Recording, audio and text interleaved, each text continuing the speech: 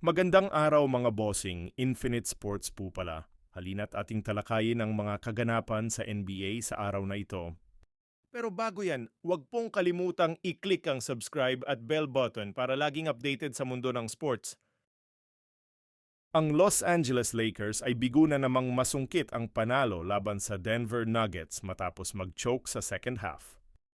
Ang dalawang team ay meron ng 12-1 record pabor sa Denver simula noong 2022. Kontrolado ng Lakers ang unang half ng laro na natapos sa score na 63-57.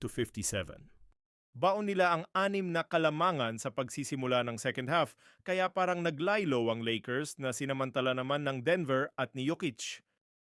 Ito nga rin po ay tila ang revenge game ni Russell Westbrook laban sa kanyang former team. Umiscore si Westbrook ng 14 points at may 11 na assists.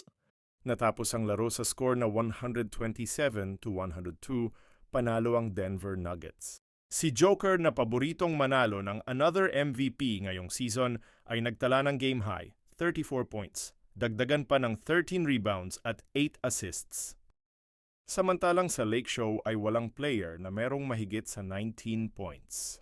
Patuloy pa ring hindi makakuha ang Lakers ng panalo laban sa Denver Nuggets.